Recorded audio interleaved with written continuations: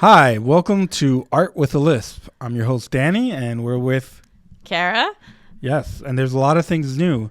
One of the things is we were supposed to start 12 minutes ago, and it took us 12 minutes. Guys, we've been on a break, right? We're on a break, and we wanted to do an episode to catch up with you, touch base, let you know what's been going on behind the scenes, why we've been on a break. I moved into a house in the suburbs of New Jersey. I'm no longer in Jersey City. So that has been an experience. Get to see deer and chipmunks. How long did you live in that place again? So I lived in Jersey City in general for like 14 years. And yeah. And then now we've been here for 2 months in the new place. And it's been nice having some nature around. I miss my little cafe. Shout out to Lil Dove. Shout out to Griot.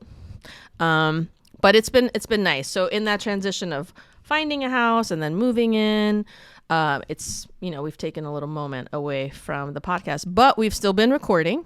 And we featuring our new logo. Yes. I mean, our new neon sign. We already have the logo.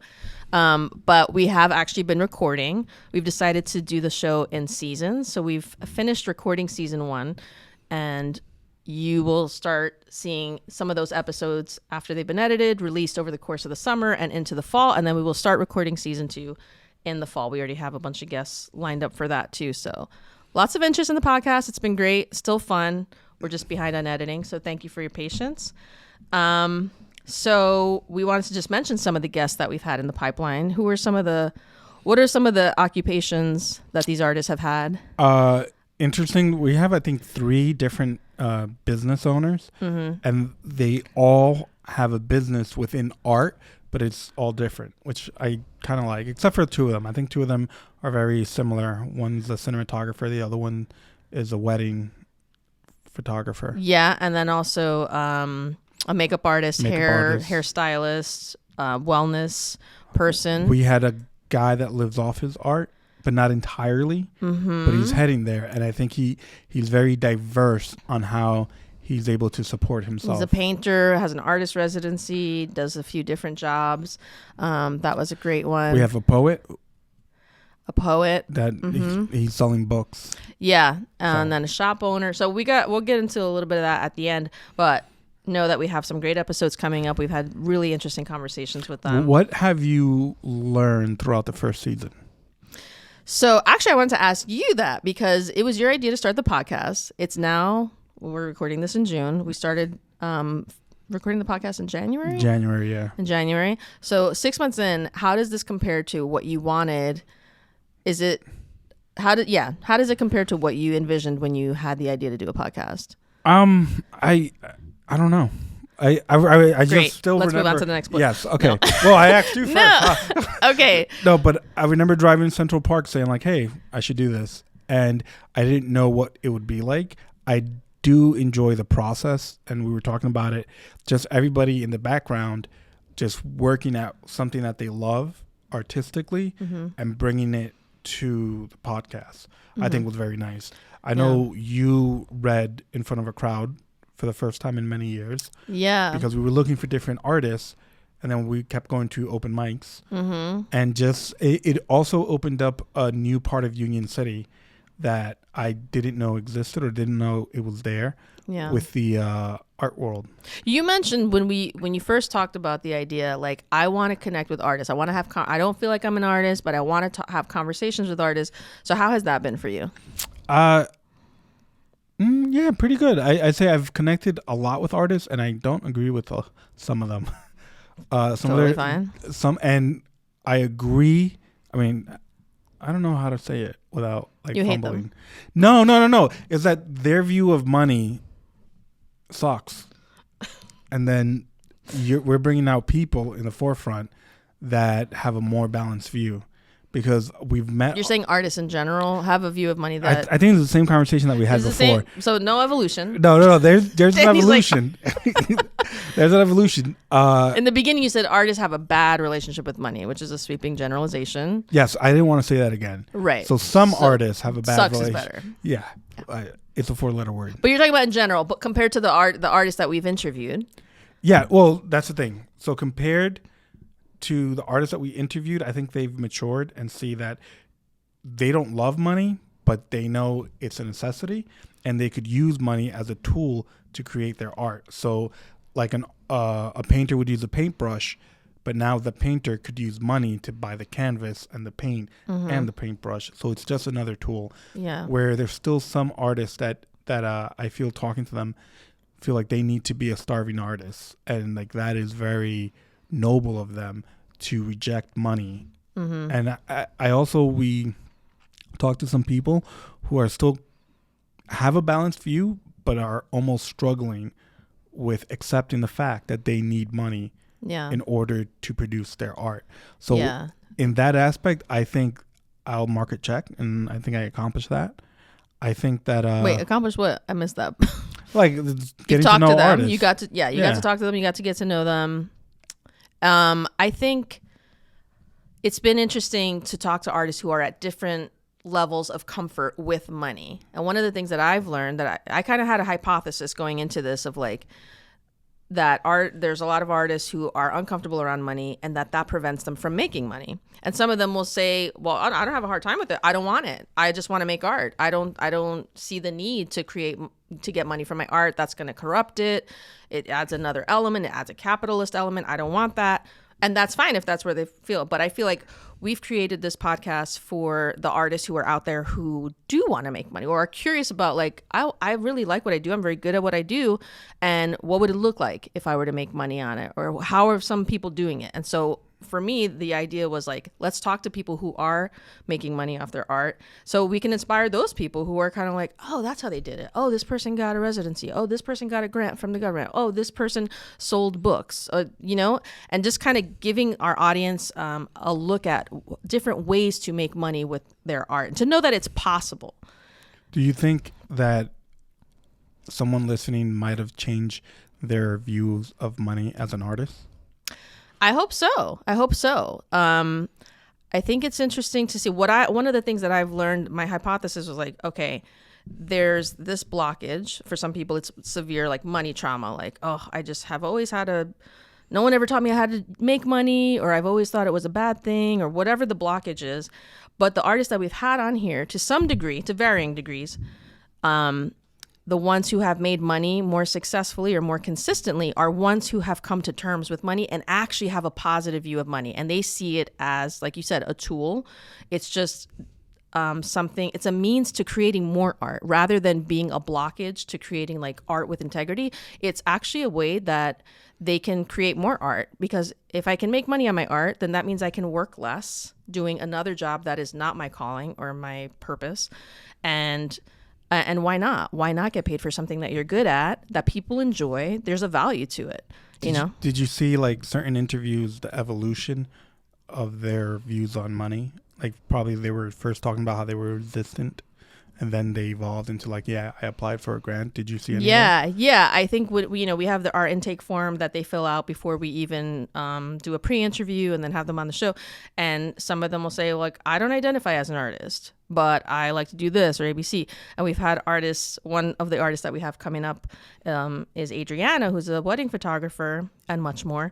And she doesn't identify as an artist, but she has a very strong business sense, and her parents were entrepreneurs. And so it's interesting to see but what she does is very artistic, but she doesn't feel that. So it's just kind of nice to see these different stories and what does it look like. And so what I learned, just to bottom line it, is that the people who have a more positive view of money are making more money. Yeah. So they don't have that blockage. So that's something interesting. And it has been really nice. Like you mentioned, we've been out in the community more. We've been going to like poetry events and galleries. And it's been really cool connecting with them. I'm sorry. Some of our listeners actually started reading poetry because of the podcast. Yeah, I heard about that. Yeah. That's really cool. I mean, it inspired me. Like when we were first going to these different events, I started writing some poems, and then me, you, and Dan went to that one open mic in Jersey City on Kennedy Boulevard. We'll tag them in here. I forget the name, but I actually felt it was such a small, intimate space, and it was just like a quiet Tuesday evening. And it was cold. I think it was like February or something. And I actually felt like, I kind of feel safe enough here to read this poem. I've never read a poem in public before. I've written poetry my whole life. And it was cool to kind of get up and do that. And Dan, our sound guy, he performed one of his funny Rap. science songs, which is really good. Clip here. There's So that gonna was be- cool wait. that this thing that we're creating inspired me to, to perform in a way that I've never done before. What about for you? How has it been? Well, my biggest thing is like I got to meet the artists, like the underground art world of Hudson County, and I'm sure there's a lot more there. But I also got to meet people who think differently about money than I do, and not necessarily am I like in a serious tone. I'm not like, man, you're a terrible person or you suck, but I'm like, okay, their thoughts are a little different, and I just leave it Yeah. at that. I also got a lot of feedback on how I speak to people. Yeah, let's talk about the feedback that we've Yeah. received. We've had some really nice feedback. People who are like, okay, let's just hop to that feedback then. Oh, which one? What people are saying about the way that you talk. Well, you say. I don't know which one you're gonna say. No, what were you going to say? Oh no, I was just gonna say that people say I'm a little blunt. That you sound ignorant? I sound ignorant, Do unintelligent. you all agree? Please put it in the comments if Yeah. you think Danny sounds ignorant on our podcast. Ignorant? What? I said ignorant. No, I'm just saying that. What's an example of something that somebody said, Danny, that was like super ignorant? The whole thing with Erin, which for me, Erin was our last episode. She's a hair salon owner in Philadelphia. from Philadelphia. And in the prep call, we talked a little bit about it in the episode, but in the prep call, it was me, you, and Erin on I didn't. Zoom, and you're like, what did you say? Well, first off, like if you know me, I work with my hands, so I'm not into like cosmetics or women, and I thought it was superficial. It's just a superficial. He was like, industry. why would people pay this much for a haircut? Yeah, like $300. But He could not understand that. she explained it to me, and I more than that, I looked at what is it, curly hair? What's her IG? Well, something. Philly I- curly curl creator or something I- like that. We'll yeah. put it on there. We'll put it on here. No, we're not, because this is gonna be aired tomorrow. Oh yeah, so maybe not. Yeah. We'll tag her in the notes. I just saw the reaction of the women and how happy they were, and I'm like, she's bringing their outer beauty, their inner beauty outside. But the most ignorant thing you said on that call was, don't women just want to look pretty for men? And that's Yeah. what kind of got some feedback where you're like, they're just doing this so that like men can like compliment them on their looks. And I was like, oh my goodness. There's an upcoming episode where, what did I say? I said something about catcalling. I'm not okay with catcalling women. Hold on, you're hopping from that. First of all, how do you people feel about that? Because I died in my chair on Zoom when he said that. Oh, Do you agree with he was saying, women just make an effort to look beautiful so that men can notice them. wait. It's like a peacock. A male peacock does a little dance. The little. A what peacock? A male peacock. Right. So not women. Yeah, but women do. We're gonna go back here? No, we're we're not not. going back there. Guys. If a woman's interested in a particular man, Now you're adding caveats. The Yes. point is that you were saying women in general. I think I want to believe that women want to look good because well, they just want to feel good. That's what she taught me. Yeah, That- it's that- about that- feeling good. It's yeah. internal. It's not necessarily. I was saying, and I don't know where the detour came in. Yeah. But This is why you're single.com. yeah, I was saying that she showed me what it's really expensive because it's a skill. There's a lot of science that goes into it. And what she really wants to do is bring that inner beauty to the outside. And you could see it in her IG. And I was like, okay. So I'm glad I learned there. One of your friends. I have to give you credit too, because in the course of that episode, in that whole process of working with her, actually, by the end, I feel like you educated yourself and you got a lot of education from her. And you did kind of turn around on your early man view of women. Yeah. So kudos to you for being willing to Well, kudos to her be for corrected. being chill. Yeah, she took it like a champ. Yeah. If you guys watched that episode, or if you haven't, check that out. Can we talk about the catcalling? Yeah. So the other thing was the cat calling. Danny talked about in an upcoming episode about cat calling. Keep an eye out for this one. Yeah. That he got cat called on his way to my home. But, and this is something I have to learn, is really think before. And you think that by now I would really get it, think before I speak, because I don't think it's okay to catcall women. Glad we're clear on that. Yeah, it's not okay. But I just think No, but No. It's You not need to start okay. a new sentence. It's not okay to catcall women, even though they get catcalled more. Those are completely separate thoughts. It's not okay to catcall women. Also, women get catcalled a lot. So they're used to it. Danny does not, and so he was shocked. Yeah.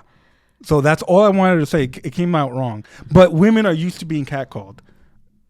Okay. Yeah. Do you think they like that because they're used to it? Not all of them. Not all of The them. majority of them don't. But No. wait. All right, we need to need to move on to the next bullet point before we get canceled. There's an episode in Queen of Queens. Never mind. The 98% of women do not like to be catcalled. Have you met a woman that likes to be catcalled? Yes. And I Oh think she had Where the point is that it was a new experience for you, as our friend John mentioned, is a new experience for you of being catcalled, and it was very uncomfortable. yes. Hopefully, it gave you a little insight into the discomfort that women experience when they're catcalled. Yeah, no, it's very uncomfortable. So let's leave it at and that. that one person was mentally ill, so Okay. I think. All right. So that's how the podcast has affected us. I'm not a masochist. So we are in a new space. So this is our new podcast space. This is in the basement of my home. And this will be the background of our upcoming episodes that you see that we've recorded. Our episodes are shorter now. We are going to aim to keep them under 30 minutes. We got some feedback that some of the episodes were kind of long. Well, it's that's true. We're not Joe Rogan. I guess we don't have that attention span. Okay. So if you hear that talking in the Nick background, Nick. our videographer and editor is saying that we have an episode that's pretty long. So Our videographer is directing. In general, we are aiming to make the episodes shorter. So Though that's one of the things I want to talk about feedback is people were saying it was too long. yeah. Yeah. And I agree. I think if you don't know these people especially, it's hard to be interested, although they're presenting really valuable insights into creating and getting paid. But one of your friends said that I sound uneducated. We're going back to that? Okay. Oh, I thought we did. How did you feel about that, Danny? Well, no, I just felt like, all right, so I gotta joke around less and like have an indicator. You would make jokes, yeah, and have dead eyes, so nobody knew you were joking. So they're like, he really means that, and you never corrected or JK'd or laughed it off. Yeah. And so it made you sound more ignorant. It made me sound more ignorant, but I'm not. So I realized that maybe I should. Women like to be catcalled. Let's rewind to 3 minutes ago. Okay, so we're gonna do that differently.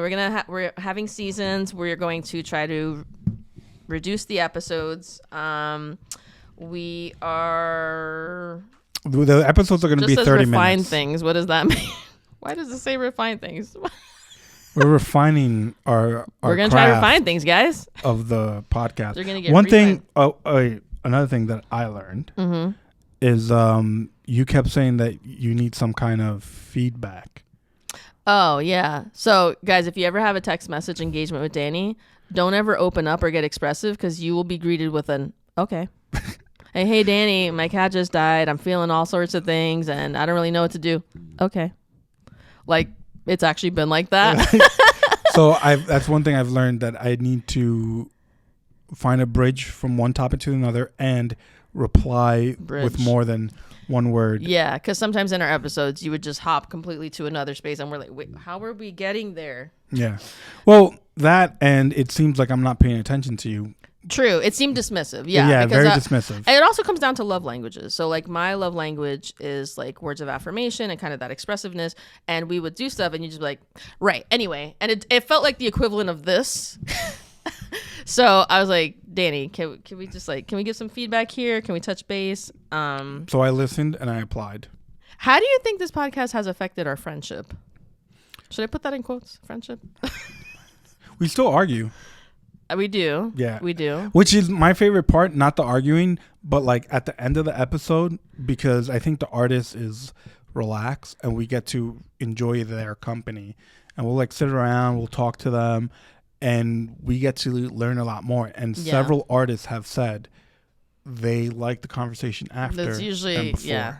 But at the end of the day, we're still providing value for our audience, and then we're having an enriching experience, and not everything needs to be published and broadcasted. And, but I think, if anything, if you take anything from this podcast, it's like, it's cool. I'm not a masochist. A masochist? Isn't that what it? When you look down at women? No, that's a misogynist. Misogynist. Well, I'm not ignorant. Yeah. I'm a masochist for doing this podcast with you.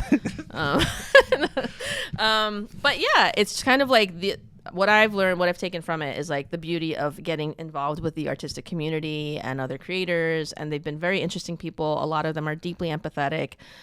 They've had really interesting stories, and how they kind of turn trauma into beauty, I think has been incredible, because I don't know any one of our artists who haven't been through some kind of traumatic event. And that's really fascinating to me, how they've managed to craft these beautiful works of art, whether it be poems or paintings or whatever, from that. Their willingness to teach others. And in the long run, I know for me, I don't know for you, but each of them has taught me something. Yeah. Or a story that I'm like, man, that's really cool.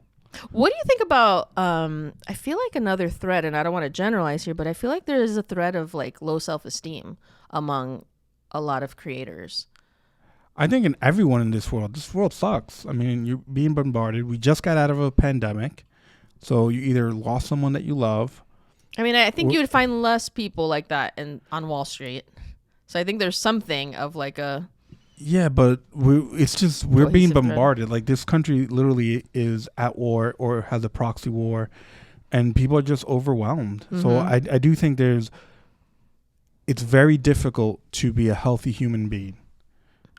Especially if you're conscientious of your emotions, like most artists are, I think it's very difficult for them to be like, man, this is okay. Yeah. I'm not saying like doom and gloom and you should be depressed all the time, because they find a positive way to express themselves. One of our guests went through a traumatic experience, and he used his art while going through that experience to heal himself. Yeah. And that, I think you talked about it in the podcast. Yeah, that's a great story. We're going to be talking about upcoming guests that we're going to have. One of them is this artist Blea. He's a really talented painter, but he's so much more. He works in kind of like interdimension. We'll tag him in the notes here.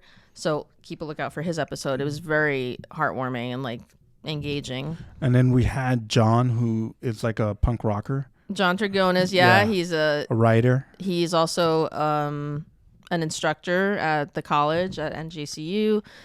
He has his own shop with his partner, Marinelle. We also have Marinelle, who's an amazing designer. She has such a gift for creating like a vibey space, and she also does graphic art. We have Buttered Roll, a very prolific poet and painter. Like he said, he creates every day. Like if you are somebody who would like to be more prolific in your work, keep a lookout for that Buttered Roll episode, because this guy is a machine of art, and he is also known in New York City too as somebody who's an outstanding performer. His poetry is like very funny and profound. So keep a lookout for him. That's one of the episodes that because sometimes, and I just want to mention this, sometimes our episodes are very money heavy, or sometimes they're very art heavy. Yeah. And we don't have a set theme or balance. And we're trying to figure that out. But I think that's one of the ones that were very art heavy. And then it became to the business. It wasn't very... Then we had Adriana. Yeah. Who's a wedding photographer who's very... Yeah, I love talking to her because she doesn't see the barriers of money. Like, she really sees money. She actually enjoys the business side of her creative work.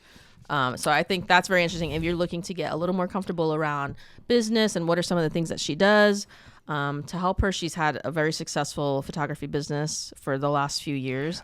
I feel Manny was more of the balance between work and art. Yeah. Because he has a family and, he has a little girl. Mm-hmm. And we really got into that aspect with him on how to be a balanced artist. Yeah. So we have an episode with Manny Peralta coming up where he has a videography business with his wife, and he is somebody who is deeply creative and deeply rooted in the business side of things, and he has a few different businesses. I think there's a lot for people to learn from him, and he also made this beautiful little thing for us, artwork, which I have upstairs. But from his episode, it was like family life. And then we also have Maria. And Maria, who's an amazing hairstylist, and business. She's really good at business, and she's really great on social media and promoting herself and marketing herself. If you want to follow her, we will put that in the show notes as well. So yeah, so we have some really great episodes coming up, some cool holes in the wall. So keep a lookout for those. Thank you for your patience and for sticking by, and we look forward to interacting. Please comment, let us know what you think. We love your feedback, any questions that you have, anybody that you would like to see on the show. In a few months we will start taking applications for season 2. We already have some people lined up, but I mean, that's basically it. We just kind of wanted to touch base with you, let you know what's going on behind the scenes. We haven't given up. We haven't stopped. We've actually been recording. I would like to, before we wrap up, I'd also like to say that one of the things that I'm happy about is, I know we spoke about our friend that read poetry, but I just remember another person started their own podcast because they're like, oh man, this is cool. I'm going to start my own podcast. And you read, and people are doing different things. So I think it's nice that even though I don't create art, but you do. This podcast is art, Danny. At what point will you say, I've created something? I don't know. But what I was going to say was, I'm just glad that my friends are now being able to express themselves. It's inspiring people. And if it's inspired you, please let us know. We would love to know what your feedback is. It's hard to know. We create this podcast, we kind of send it out into the ether, and unless we're talking with some friends at dinner, we don't really know how it's being received, and we're going to do it anyway. But we'd love to have this be a conversation with you all. So feel free to reach out to us on Instagram, Art with a Lisp. Last question. You have your own small business. How is the balance of working, keeping this podcast, and your small business? Yeah, I mean, it got pretty hectic in the winter, doing my full-time job as a personal assistant and then having my life coaching business. And I started a group coaching program in March, and that ended at the end of May. So that was a success. And I had to move in the middle of that. So that was a big curveball, but thankfully I was able to pull it off. And which is why we're now recording once a month. Yeah, so we're trying to bundle them. So that's why we're just kind of in a transition right now. And I think, and this is a note for artists too. For me, it's so much about energy management. What is your energy level? What are you inspired to do right now? Do that thing. If you're feeling overwhelmed, dial some things back. Make it enjoyable for you. Because if you're not enjoying what you're doing, what's the point? It shouldn't feel like a full-time job that you hate. You know what I mean? And I think that's why some people stop creating, because they get overwhelmed. They're just like, oh, forget it. Now it's stressful. Let me just consume instead of creating. So that's kind of what I'm doing right now. I've dialed back some of my clients. I'm only taking 1 or 2 clients right now with my coaching because I'm managing that energy and, also getting used to having a home. I've never wanted a house, but this just kind of happened and fell into our laps, and it's a beautiful thing, and it's a lot of work. And now I'm getting into gardening and landscaping and, just filling the space and starting to, maybe get back into music again now that we have a designated space for our instruments. And so there's a lot of possibility, but what I know right now, what I'm personally very passionate about right now is connecting with people, having quality conversations. That's always been important to me. And I'm going to actually getting into cooking more. So that's my new creative outlet. It's just kind of really embracing that, having people over for dinner. And so that's where I'm at with this right now. But cool. I know we got to keep time because it's almost, we only have a minute left. We want to keep it 30 minutes or less, or else your pizza's free. Well, thanks for tuning in. This is Art with a Lisp. We're going to air this, and in 2 weeks, you should see another episode. And stay tuned. Bye. Yeah, guys. Take care.